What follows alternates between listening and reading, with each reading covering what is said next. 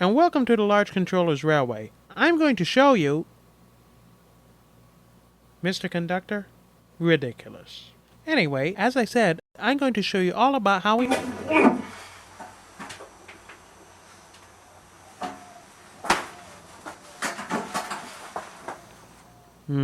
Made in Australia.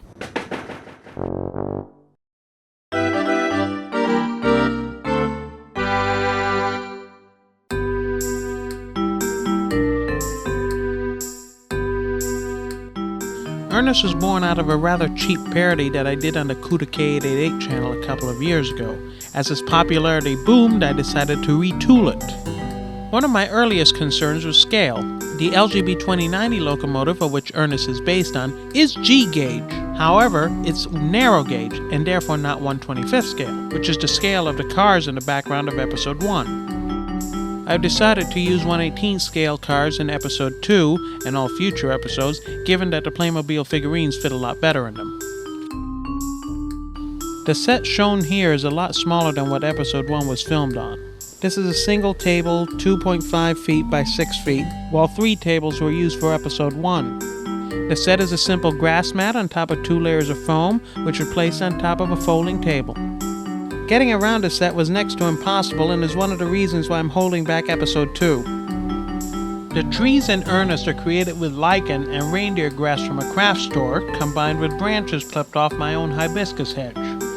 A nail is inserted into the trunk of each scale tree to keep it upright. The result is deceptively realistic. Fencing was created by soldering bicycle spokes together and laying the framework over mosquito netting cut to a 45-degree angle. Once installed, it can keep out anything. Except Ernest. The ramps used around the set shed area were created with craft wood and aged with textured spray paint. As the entire set was designed to be modular, both the ground cover and roadway were nailed down to the foam layers below. The roadway was created from a roll of cork, spray painted with dark gray primer. The shed was the only item that I purchased as a kit.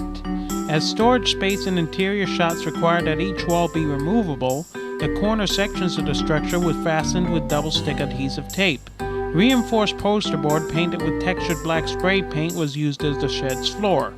The remaining poster board was used to create the office building interior. Lots of blue stick, aka blue tack, was used here. Remember the beer? No, they're not miniature Daleks. They're thin Presta valve caps from a racing bicycle's inner tube.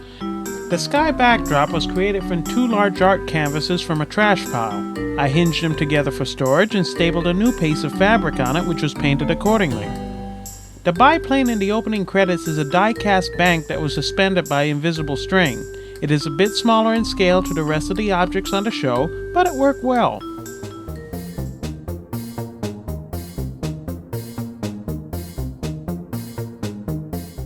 The eye mechanism on the LGB 2090 locomotive used on the show was created especially for the series, and the whole build process can be seen on the Kuda K888 channel at the link below.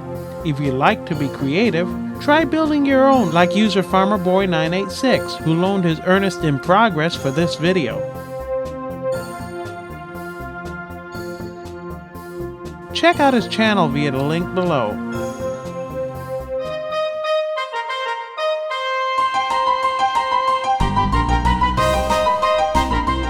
Nothing's perfect, and Ernest was no exception.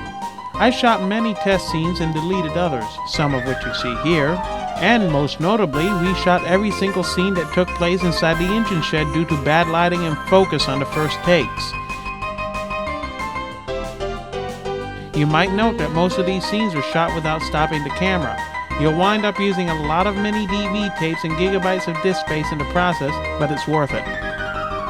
And on occasion you just had to slam the set with your fist for things to work. Here's a disaster that was rightfully relegated to the trash can. Amongst the humiliations I offered Ernest was backing him down the set whenever a scene didn't go off that well.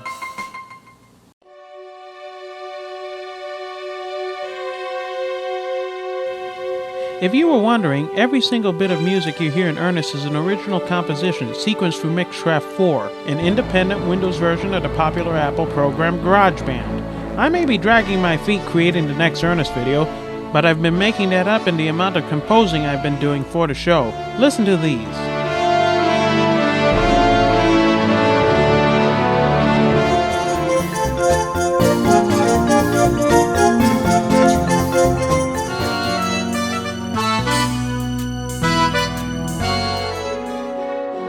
Oh, and if you got some inexpensive warehouse space you can rent to me in the Miami, Florida area, send me a message.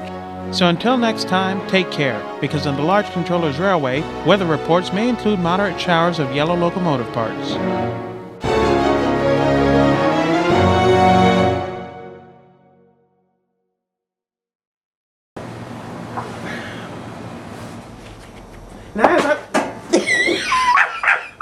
You're not supposed to laugh!